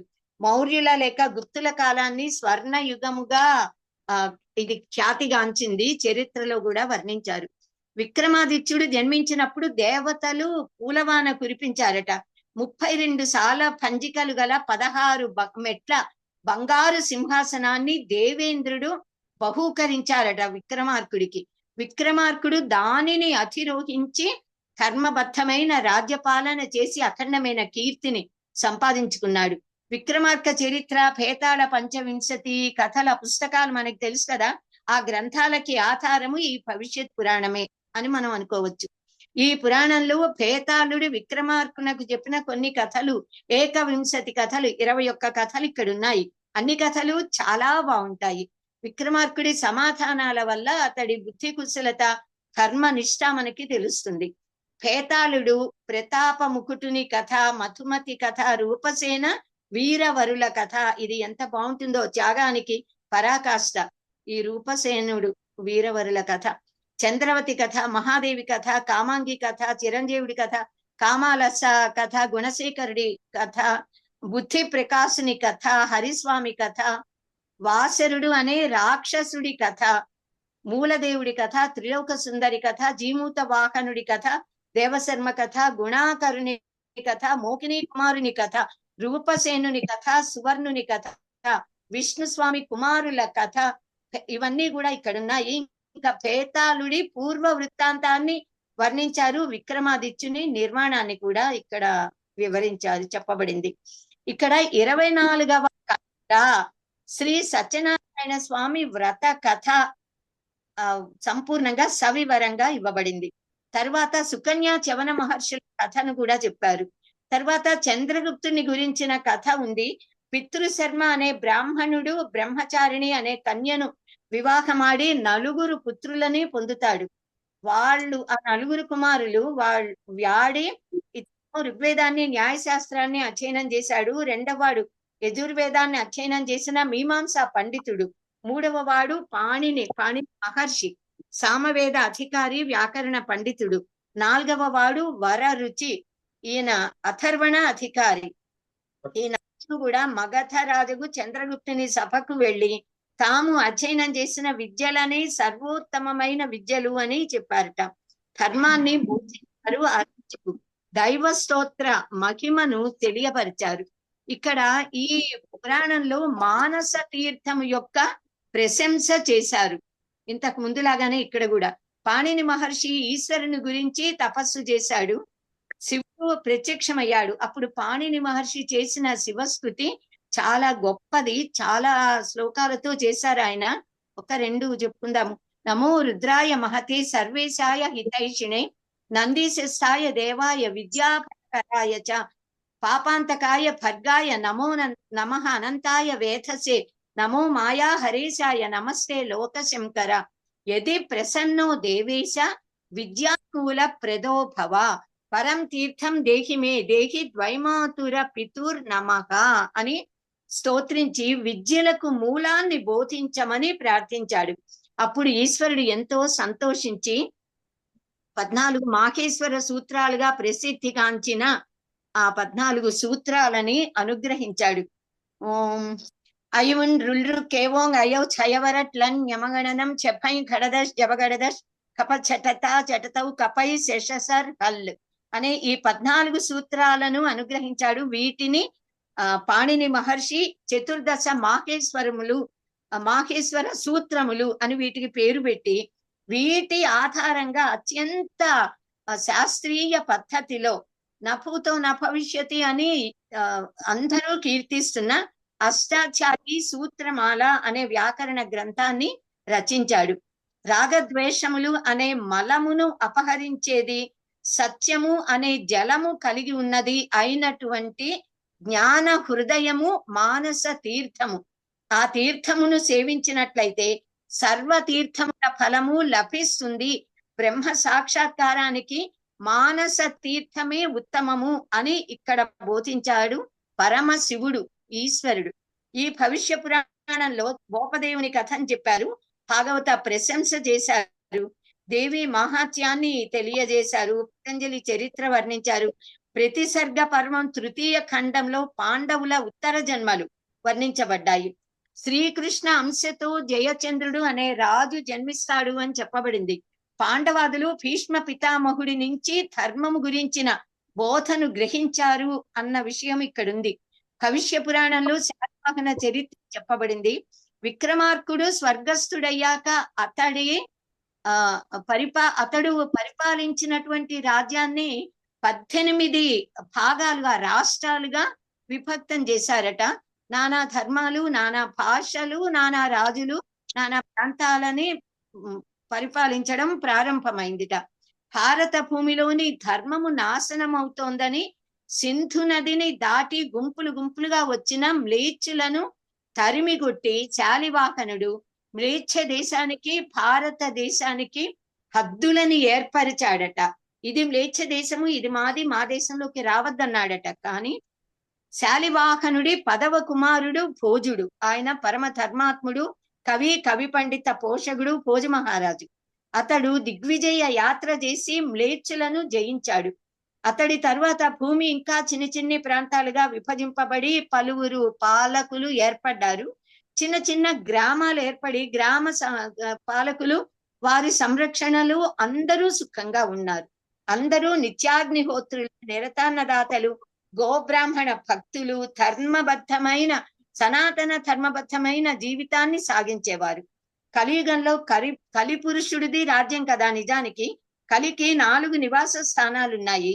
అవి జూదము, మద్యము, బంగారము, అక్రమ స్త్రీ సంబంధము. కానీ వీటి విషయంలో ఎవరు జాగ్రత్తగా ఉంటారో వారిని కలి పీడించలేడు. కనుక ధర్మాత్ములు పాలిస్తున్నప్పుడు ప్రజలు సంతోషంగానే ఉంటారు. కలిపురుషుడు శ్రీ మహావిష్ణువుని గురించి తపస్సు చేశాడట. శ్రీహరి ప్రత్యక్షమైతే అంటే శ్రీకృష్ణుడితో బ్రాహ్మణులు, క్షత్రియులు కలిసి నాకు నిలువ నీడ లేకుండా చేశారు, నన్ను అనుగ్రహించు అని శ్రీకృష్ణుడిని కోరుకున్నట. అప్పుడు శ్రీకృష్ణుడు నిన్ను రక్షించడానికి నేను మహావతి అనే ఆమెకు జన్మిస్తాను. నా అంశ అగ్నివంశీయులను నశింపజేసి మ్లేచ్ఛ రాజ్యాన్ని స్థాపిస్తుంది అన్నాడట. ఎందుకంటే ఎవరు పూజించినా దైవము మంత్రాధీనం జగత్ సర్వం, అంత దైవాధీనం జగత్ సర్వం మంత్రాధీనంతు దైవతం. కనుక మంత్ర మహిమతో దేవుడు వచ్చినప్పుడు వారి కోరికలు నెరవేర్చాల్సిందే. అలాగే రాక్షసులు ఎన్నో వరాలు పొందుతున్నారు, కానీ పరమాత్మ ఎప్పుడూ ధర్మస్థాపన చేస్తూనే ఉంటాడు. పృథ్వీరాజ చరిత్ర, పృథ్వీరాజ జయచంద్రుల యుద్ధము, జయచంద్రుడి విజయము, ఇవన్నీ కూడా ఇక్కడ వివరించారు. కాళీయుడి కథను కూడా ఇందులో ఇక్కడ వివరించారు. ఈ భవిష్య పురాణంలో భ్రమర వంశము, శుక్రవంశము, చాళుక్య వంశం, హరిహరుడి వంశరాజుల చరిత్ర, తిమిరంజలుని గురించి చరిత్రలు వివరించబడ్డాయి. ప్రతిసర్గ పర్వం 4వ భాగంలో ఇంకొక మారు మళ్ళీ సూర్య మహిమ వివరించబడింది. రామానందుడి కథ చెప్పారు. నింబార్క చరిత్ర, మధ్వాచార్యుల చరిత్ర, శ్రీధర స్వామి చరిత్ర, విష్ణు స్వామి చరిత్ర, వాణి భూషణుని చరిత్ర, పట్టూజీ దీక్షితుల వారి చరిత్రలు వర్ణించబడ్డాయి. వరాహ మిహిరుడి గురించిన వృత్తాంతం చెప్పబడింది. ఎక్కడ అధర్మం ఉంటుందో, దరిద్రం ఉంటుందో అక్కడ కర్మలు ఉండవు. కర్మకాండ కర్మములు లేనప్పుడు ధర్మము నిలువ లేదు. ధర్మం లేని చోట లక్ష్మి నిలువదు అని ఇక్కడ బోధించారు. ధర్మాత్ముడైన ఒక రాజు ఒకసారి తన ఇంటి నుంచి ధనలక్ష్మి వెళ్ళిపోతూ ఉండడం చూశాట. ఆమె నేను వెళ్ళిపోతానంది. సరే నీ ఇష్టం అన్నట. ఆమె వెనకాల ఇంకో దేవి వెళుతుంటే రాజు ఆమెని నువ్వెవరు అని అడిగితే నేను ధాన్యలక్ష్మిని అందిట. రాజు ఆమెను వెళ్ళనిచ్చాట. తర్వాత ఇంకో దేవి వెళుతూ నేను సంతాన లక్ష్మిని అంటే సరే అమ్మా అన్నట. ఆ వెనకాల సంతోష లక్ష్మీదేవి వెళుతూ ఉంటే ఈయన అనుమతి ఇచ్చాడు, ఏమీ మాట్లాడలా. ఆవిడ వెనకాల ఇంకో లక్ష్మీదేవి వెళుతూ ఉంటే అమ్మా నువ్వెవరు అని అడిగాడట. ఆవిడ నేను సత్యలక్ష్మిని, సత్యాన్ని అందిట. వెంటనే రాజు ఆ గుమ్మానికి ద్వారానికి అడ్డంగా వచ్చి అమ్మా నీవు నన్ను వదిలి వెళ్ళడానికి వీల్లేదు, నువ్వు లోపలికి వెళ్ళు అని ప్రార్థించాడట. ఆమె వెంటనే గది లోపలికి వెళ్ళి తన స్థానంలో స్థిరంగా కూర్చుందిట. కొంచెం సేపటికల్లా ముందు వెళ్ళిన ఆ మహాలక్ష్ములందరూ కూడా తిరిగి వచ్చారు. అంటే ఎవరు ధర్మాన్ని సత్యాన్ని వదలరో, పాటిస్తారో వారిని అష్టలక్ష్ములు వరిస్తారు. సూర్య భగవానుడే ఉజ్జయిని నగరంలోని రుద్రవసు అనే బ్రాహ్మణుడికి మిహిరుడు అనే పేరుతో జన్మించి ప్రఖ్యాత జ్యోతిష్ శాస్త్ర వరాహ మిహిరాచార్యుడిగా ఖ్యాతిగాంచాడు. భవిష్య పురాణంలో ధన్వంతరి ఇతివృత్తం వివరించారు. సూర్య భగవానుడే నేను కాశీ నగరంలో ధన్వంతరినై అవతరించి రోగపీడితులైన మానవులను రక్షిస్తాను అని చెప్పాడు. అలాగే అవతరించి కల్పవేదాన్ని రచించాడు. కల్పము అంటే రోగములు లేని శరీరము అని చెప్తారు. ఇందులో భక్త జయదేవుడి ఉదంతం ఉంది. గీత గోవిందం గురించి చెప్పబడింది. పరశువేది విద్య గురించి, కృష్ణ చైతన్యుల వారి గురించి చెప్పారు. పూర్వము ఒక ద్విజుడు బోయవాడై ధనుర్బాణాలతో పరిహింస చేస్తూ సప్తర్షుల బోధతో రామనామ తారక మంత్రాన్ని జపిస్తూ వాల్మీకి అయిన ఉదంతం కూడా ఇక్కడ వివరించబడింది. జగద్గురువులు శ్రీ ఆదిశంకర భగవత్పాదుల గురించి చెప్పారు. రుద్రావతారమైన గిరిశర్మ గురించి, పురీ శర్మ గురించి, భారతీశుడి వృత్తాంతాలు, నాథ శర్మ, క్షేత్ర శర్మ, డుంఠిరాజు, కపాలి భైరవుడు, బాలశర్మల కథలన్నీ చెప్పబడ్డాయి. శ్రీ రామానుజాచార్యుల వారి గురించి కూడా ఇక్కడ చెప్పారు. ఈ పురాణంలో బ్రహ్మ విష్ణువులు పరస్పరం నేను తండ్రిని నీవు తనయుడివి, నేను గొప్ప అంటే నేను గొప్ప అని మీరు వాదులాడుకోవడం, జ్యోతిష్పాటిక లింగమూర్తిగా పరమశివుడు ఆవిర్భవించడం, వీరిద్దరూ బ్రహ్మపైకి విష్ణు కిందికి వెళ్ళడం, ఈ కథ కూడా ఇక్కడ తెలియపరిచారు. తారకాసుల సంహారార్థం జరిగిన కుమార జనన వృత్తాంతం ఉంది. రతి ప్రద్యుమ్నుల వృత్తాంతము, కుబేరు జన్మ వృత్తాంతం, అలకా నగరానికి రాజవడం, వీటన్నిటినీ కూడా చెప్పారు. రావణ బ్రహ్మ ఆచరించిన శివ పూజ విధానం, తన శిరస్సులన్నిటినీ కూడా ఇక్కడ పూర్తిగా తన శరీర భాగాలను కూడా ఖండించి శివప్రీతిగా అగ్నికి అర్పించడాన్ని ఇక్కడ వివరించారు. అప్పుడు శివుడు ప్రత్యక్షమై అనుగ్రహిస్తాడు.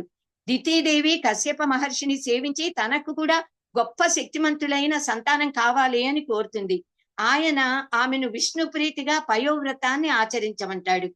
ఆమెను సేవించడానికి దేవేంద్రుడు వచ్చి ఆమెలో ఒక్కమారు అధర్మం కనిపించగానే నిండు గర్భిణిగా ఉన్న ఆమె గర్భంలోకి సూక్ష్మ రూపంలో ప్రవేశించి ఆ గర్భాన్ని 7 ఖండాలుగా చేసి వారు ఏడుస్తూ ఉంటే మారుదా మారుదా ఏడవకండి ఏడవకండి అంటూ ఆ 7 ఖండాలను తిరిగి 7 ఖండాలుగా చేశాడట.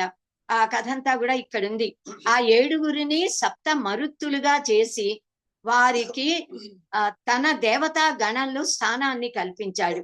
సో ఈ దితి యొక్క సంతానం కూడా దేవతా స్థానాన్ని పొందింది. భవిష్య పురాణంలో ఇలావృత ఖండం గురించి వివరించారు. శివుడు ఇలావృత ఖండంలోకి అడుగుపెట్టిన మగవారు స్త్రీలుగా మారిపోతారని శాపం పెట్టాడు. ఉత్తానపాదుడి కుమారుడగు ధ్రువుడు ధ్రువస్థానాన్ని పొందాడు. అతడు నభపతి, కాలకర్త, సిన్సుమార చక్రానికి ప్రభువు. ధ్రువుడికి భూదేవి యందు కుజుడు, జలదేవి యందు శుక్రుడు, వహ్నిదేవి యందు బృహస్పతి, వాసుదేవి యందు కేతువు, నభోదేవి యందు రాహువు జన్మించారు అని ఇక్కడ చెప్పారు. ధ్రువుడు పూర్వజన్మలో పరమ విష్ణు భక్తుడైన బ్రాహ్మణుడు. ఆ జన్మలో అతని పరమ భక్తి మరు జన్మలో సిద్ధి పొందింది అని చెప్పారు. తర్వాత పరమ భక్తుడగు కృష్ణ చైతన్య ప్రభువుని గురించి చెప్పారు. అతడు ప్రజలలో భక్తిని మేల్కొల్పాడు. మాయాసురుడు గౌతముడు అనే పేర భూలోకంలో అవతరించి బౌద్ధ ధర్మాన్ని వ్యాపింపజేశాడు. యజ్ఞయాగాది ఆచరణను ఆపించాడు. ప్రజలందరూ శిఖా యజ్ఞోపవీతాలను వీడి వర్ణశంకరులయ్యారు అని చెప్పబడింది. తర్వాత అక్బర్ అనేవాడు పుట్టి మ్లేచ్చుడై రాజ్యపాలన చేశాడు. హుమయూన్ పేర బాబర్ పేరున జన్మించి దుర్మార్గులై మ్లేచ్చులు భారతదేశంలో జన్మించి హిందువులను హింసించారు, మ్లేచ్ఛ మతాన్ని వ్యాప్తి చేశారు. ఆ సమయంలో మానకరుడు అనే పరమ భక్తుడు స్త్రీ రూపధారి అయి మీరాదేవి అనే పేరుతో రాజకుమారిగా జన్మించాడు. ఆమె కృష్ణ భక్తిని వ్యాప్తి చేసింది. ఈమె మత్వ మతస్థురాలు అని చెప్పబడింది. అక్బరు తర్వాత సలీము, ఔరంగజేబు పరిపాలించారు. సేవాజయుండు అనేవాడు పుట్టాడట. ఆయనే శివాజీ ఛత్రపతి. శివాజీ మహారాజు దేవపక్షం వాడు. హైందవుల దురవస్థకు దుఃఖితుడై దేవతల కోరిక వలన కృష్ణ చైతన్యుడు అంటే శ్రీహరి సాక్షాత్తుగా విష్ణుమూర్తి శ్రీరాముడికి సహకరించిన వానర నాయకులను మానవులుగా పుట్టించాడట. ద్వీపాలకు రాజులుగా చేశాడు. వారందరినీ పిలిచి మీరు గురుండులు అని పిలవబడే మ్లేచ్చులను జయించండి, ఆ ద్వీపాలకి రాజులై రాజ్యం ఏలండి అని పంపించాట. తర్వాత హిమవత్ పర్వత ప్రాంత వాసులకు మౌనులు మకరంద కులములో జన్మించారట. వారు రాజులై పాలించారు. వీరందరూ సనాతన ధర్మ రక్షణ చేస్తూ పాలించారు. తర్వాత విక్రమశకం 2264 సంవత్సరాల తరువాత పూతనంది రాజయ్యాడు. నాగవంశీయులు రాజులై పాలన చేశారు. స్వాహాకారాలు స్వతాకారాలతో దేవతలు పితృదేవతలు చాలా ఆనందించారట. పూతనంది, శిశునంది, యశోనంది, ప్రవీరకుడు నాగారాధన చేస్తూ పరిపాలించారు. తర్వాత పిశాచ మ్లేచ్చులతో యుద్ధంలో 1,00,000 మంది మ్లేచ్చులు 60,000 మంది నాగభక్తులు దేహాలు వదిలేశారట, నశించారు. పుష్యమిత్రుడు విక్రమశకం 2772లో పాలించి సప్త మోక్ష పురాలను ఆలయాలను కూడా సముద్ధరించాడు అని చెప్పబడింది. ఆంధ్రదేశంలో పుట్టిన సుగదుడు అనేవాడు అతని వంశజులు 300 ఏళ్లు పరిపాలించారు. తర్వాత రాక్షసారి రాజ్యం చేశాడు. పురంజయుడు అతడి కుమారుడు విశ్వస్ఫూర్జి ధర్మాత్ములై చతుర్వర్ణ వ్యవస్థను రక్షిస్తూ రాజ్యపాలన చేశారు. దేవపితృ పూజాధికాలన్నీ చక్కగా ప్రవర్తిల్లాయి. కృష్ణ చైతన్యుడు అను పేరున వచ్చింది సాక్షాత్తుగా శ్రీహరి శ్రీమన్నారాయణుడే. ఆయన చాతుర్వర్ణ వ్యవస్థ చేసి వారు చేయవలసిన వారి ధర్మాలను కృత్యాలను వివరంగా వివరించాడు. దైవాంశలతో జన్మించి రాజులు రాజ్యపాలన చేస్తూ ఉండగా దైత్యులు కలిని తమను ఉద్ధరించమని ప్రార్థించారు. కలి రాహు అనే పేరుతో జన్మించాడు. ఇతడు పుట్టగానే దేవతల శక్తులన్నీ కూడా తగ్గిపోయాయట. దేవతలు విగ్రహాలలో నుంచి వారి శక్తిని ఉపసంహరించుకుని వెళ్ళిపోయారట. అలా చెప్పారు. సో వాళ్ళు 10,000 ఏళ్లు పరిపాలించారట. పోయిన వారు పోగా మిగిలిన ఆర్యులు వీళ్ళు దేవేంద్రుణ్ణి, జగన్మాతను, ఆది పరాశక్తిని ప్రార్థించారు. అప్పుడు అర్వబలి అనే పేరుతో శక్తిమంతుడు ఉదయించి మ్లేచ్చులను పూర్తిగా నేలమట్టం చేశాడట. కానీ మ్లేచ్చులు వృద్ధి చెందుతూ కలియుగంలో 90,000 సంవత్సరాలు అయ్యేటప్పటికి భూమి మొత్తం మ్లేచ్చుల మయం అయింది అని అక్కడ చెప్పారు. సర్వత్రా అలక్ష్మి తాండవం ఆడుతుందిట. ముందు హరిఖండం అంటే చైనా, ఇప్పటి చైనా. ఆ హరిఖండంలో ఉన్న వారందరూ దేవతా తుల్యులే. కానీ కలి దైత్యులతో కలిసి హరిఖండం చేరి వారందరినీ సంహరించి మ్లేచ్చులను వ్యాప్తి చేశాడు. ఇంద్రుడి ప్రార్థనతో విశ్వకర్మ ఒక దివ్య యంత్రాన్ని నిర్మించాడు. ఆ దివ్య యంత్రంలో నుంచి వెలువడిన వాత్యుడు అనే పెద్ద సుడిగాలి అది మ్లేచ్చులను పిశాచాలను మట్టుబెట్టేసింది. వాత్యుని నుంచి హరిహరాదులు ఉదయించారు. సర్వ జగత్తు వాయుమయమైంది.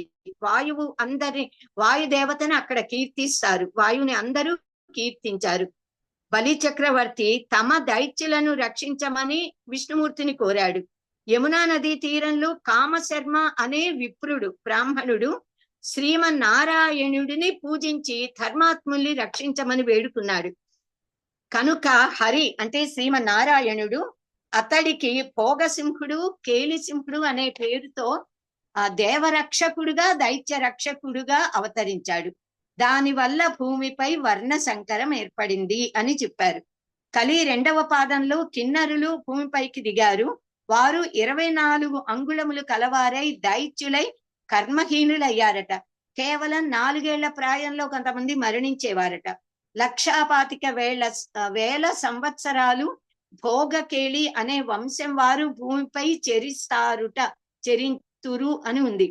కనుక మహర్షులందరూ ఎక్కడికైనా హిమవత్ పర్వత ప్రాంతాల వంటి ప్రదేశాలకు వెళ్లి తమను తాము రక్షించుకుంటూ ఆర్య సంప్రదాయాలను రక్షించండి అని శ్రీహరి మహర్షులకు, ధర్మాత్ములకు బోధించాడట.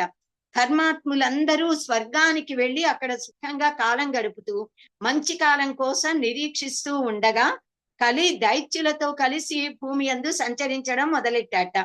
వ్యాస భగవానుడు మను మహర్షికి భోగకేళి చరిత్రను సవిస్తరంగా వివరించారు. ఇక్కడ కలియుగంలో మానవులు ఎలా ఉంటారో, కలియుగం ఎలా అంతమవుతుందో కూడా ఆయన చెప్పేశారు. కలి 3వ పాదం రాగానే కిన్నరులు కూడా మెల్లిమెల్లిగా క్షయిస్తారు. ఆ సమయంలో వారి ఆయుర్దాయము 26 సంవత్సరాలు మాత్రమే. ఆ తరువాత మానవులలో వావి వరసలను ఎరిగి ప్రవర్తించడం అనేది మాయమైపోతుంది. కలి 4వ పాదం రాగానే మానవుల ఆకార పరిమాణము, ఆయుర్దాయము ఇంకా తగ్గిపోతాయి. సంస్కారము, సభ్యతలు అనే మాటలు కూడా మర్చిపోయి పశు తుల్యులవుతారట. కందమూలాదులను భక్షిస్తారట వీరందరూ కూడా.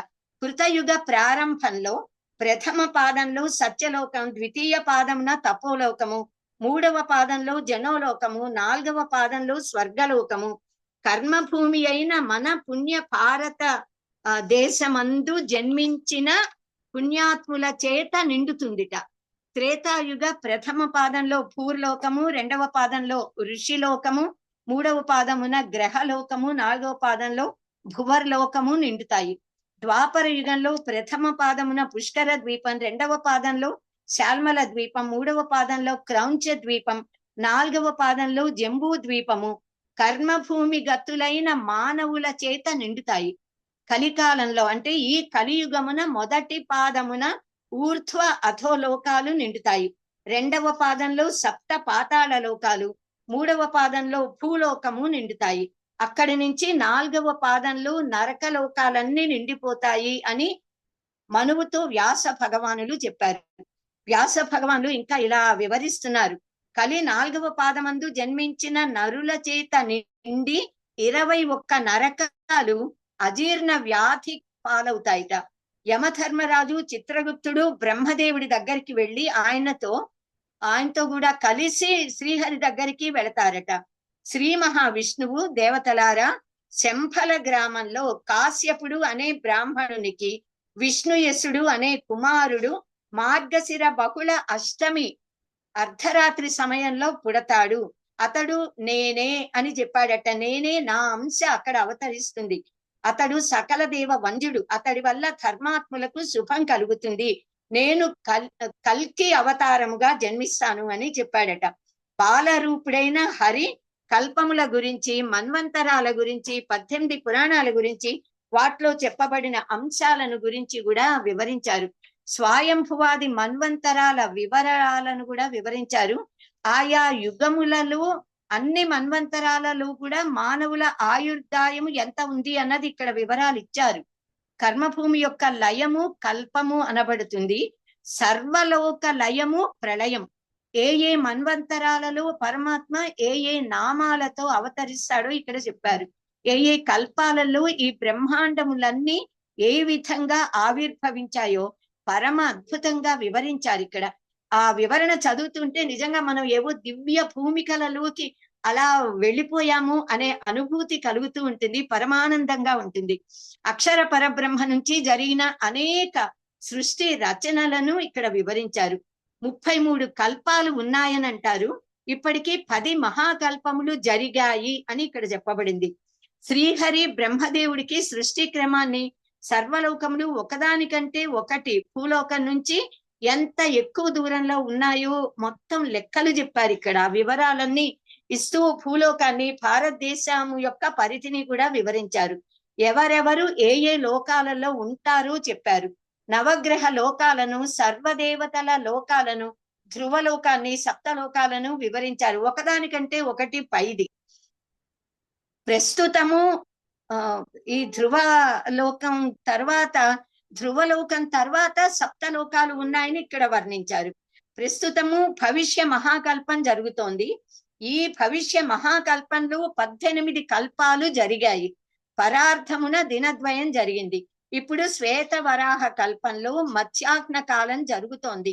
భవిష్య కల్పము పేరున పురాణము లోక కళ్యాణార్థము చెప్పబడినది అని కల్కి అవతార శ్రీహరి వివరించాడు. కల్కి చరిత్ర వివరించబడింది. కల్కి మూర్తి దివ్యాశ్వాన్ని అధిరోహించి ఖడ్గము దాల్చి కవచధారి అయి వచ్చి దైత్యపూతులైన మ్లేచ్చులను సంహరిస్తాడు. అతని యోగాగ్నితో దహింపబడి కర్మభూమి భస్మప్రాయం అవుతుంది. తరువాత జలమయం అవుతుంది. అంటే ముందు అగ్ని ప్రళయం, తరువాత జల ప్రళయం వస్తాయిట. ప్రళయ మేఘాల గర్జనలు వినిపించి జలమయం అవుతుందిట. తరువాత దేవతలు కర్మభూమిని చదును చేస్తారట, నివాస యోగ్యం చేస్తారు.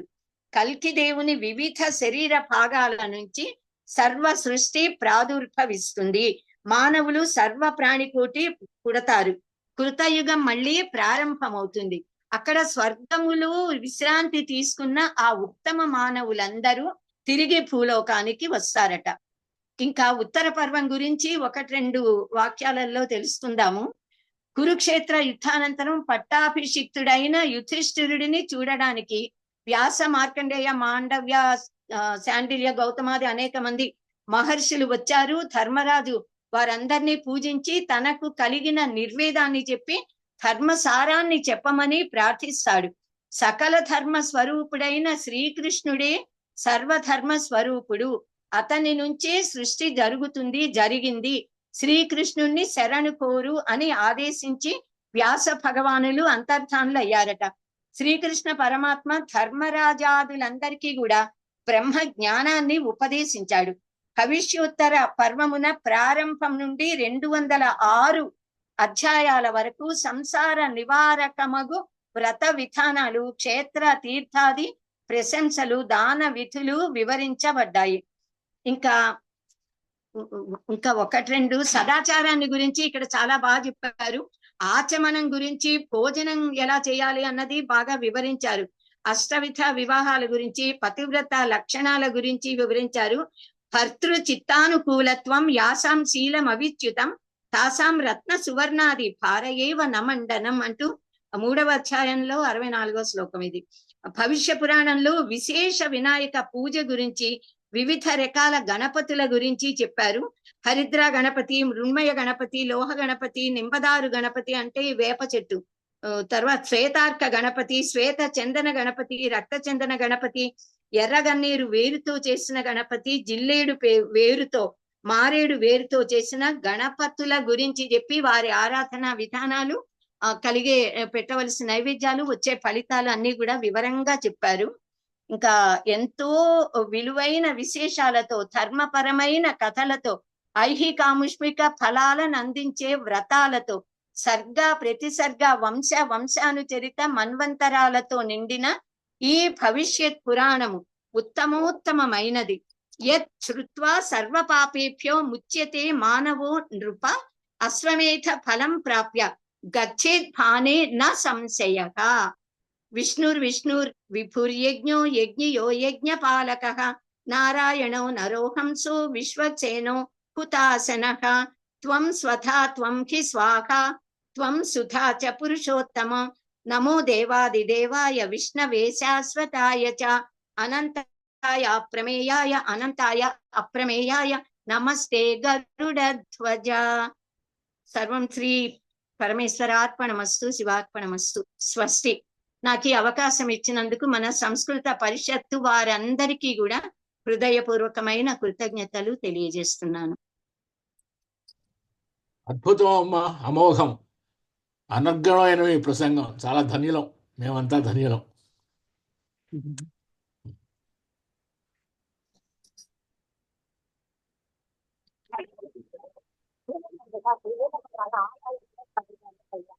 ఇంకా ఎవరైనా ఏమన్నా చెప్పదలుచుకున్నారండి? 1 or 2 minutes. చాలా బాగా చెప్తారమ్మా. కానీ అక్బర్ గురించి, బాబర్ గురించి అవన్నీ ఉన్నాయంటే చాలా ఆశ్చర్యకరం. భవిష్యత్ పురాణంలో శివాజీ గురించి, అక్బర్ గురించి ఇవన్నీ ఉన్నాయంటే చాలా ఆశ్చర్యకరం. కానీ చాలా బాగా చెప్పారు మీరు. భవిష్యత్ ద్రష్ట కదా, అందుకని చెప్పారు. జరగబోయే విషయాలన్నిటి కూడా ఇక్కడ ముందే ప్రస్తావించబడింది అనేటువంటిది దీంట్లో 2-3 రకాలుగా వినబడుతూ ఉంది. ఇంకా నమస్కారం అమ్మా. నేను హిస్టరీ ఆనర్స్ చేశాను. అందులో ఈ అశోకుడి దగ్గర నుంచి అంతా కరెక్ట్ గా చెప్పారు. ఇది భవిష్యత్ పురాణంలో ఎలా తెలిసిందా అని నాకు చాలా ఆశ్చర్యం వేసింది. అంతకు ముందుది అంటే మాకు అంత హిస్టరీలో అంత సరిగా చెప్పలే, బ్రహ్మపదం అని చెప్పారు. కానీ ఈ మార్కండే పురాణాల్లో ఈ భవిష్యత్ పురాణంలో ఇంత ఏంటి డిస్క్రిప్షన్ ఇచ్చారంటే చాలా గ్రేట్ అనిపిస్తుంది. మాకు ఎన్నో విషయాలు తెలియనివన్నీ తెలుసుకున్నాను. చాలా చాలా సంతోషం అండి. నమస్కారం. పంచ పురాణంలో, ఇతర పురాణాల్లో కూడా ఒక 4-5 పురాణాల్లో భవిష్యత్ రాజ కథనం అనేటువంటి అధ్యాయాల్లో ముందు వచ్చేటువంటి రాజుల కథనము వేరే పురాణాల్లో కూడా ప్రస్తావించబడింది మేడం. భవిష్య పురాణం సమయం ఎప్పుడై ఉంటుంది? ఏమైనా పరిశీలించారా? భవిష్య పురాణం సమయం ఎప్పుడు అన్నది ఇక్కడెక్కడ ఇవ్వలేదు తెలియగానే మనకి మన ఆధునికులు సరిగా చెప్పరు కానీ పురాణాలన్నీ కూడా వేద కాలం నాడే వచ్చి ఉంటాయి అన్నది నా భావన. చక్కగా ఉందమ్మా. చాలా సంతోషం. భవిష్య పురాణం అంతా కూడా వినిపించారు. ముఖ్యంగా మొన్ననే మనం రథసప్తమి వ్రతం ఆచరించుకున్నాం. అశ్వమేధ ఫలం ప్రాప్య గచ్చేద్ భానుం న సంశయః. ధన్యవాదాः. ఓకే సంతోష్ మాట్లాడతారా? విశేషం ఏంటంటే మేడం గారికి దాదాపు ఒక 5 రోజుల క్రితమే సూచించడం జరిగింది. మేడం దగ్గర పుస్తకం కూడా లేదు. అది చాలా అయినప్పటికీ కూడా ఏదో నెల రోజుల అంటే ప్రిపరేషన్ తోటి చెప్పినట్టుగానే ఉంది తప్ప 4-5 రోజుల ప్రిపరేషన్ కాదు. కంప్లీట్ గా మీరు మొత్తం ప్రస్తావించారండి. మీ అక్కడ అది సుదీర్ఘమైన ధారలో అన్ని విషయాల స్పర్శ జరిగింది అన్ని. కాబట్టి ధన్యవాదాలు సమర్పిస్తున్నామండి. చాలా అద్భుతమైన వ్యాఖ్యానాన్ని అందించినందుకు, అదేవిధంగా ఉపస్థితులైనటువంటి పెద్దలందరికీ కూడా హృదయపూర్వకమైనటువంటి ధన్యవాదాలు సమర్పిస్తున్నాను. రేపు ఒక చిన్న మార్పు అండి. దీంట్లో వారు అది ఏదో తిరుమలకు వెళ్ళడం వల్ల ఒక చిన్న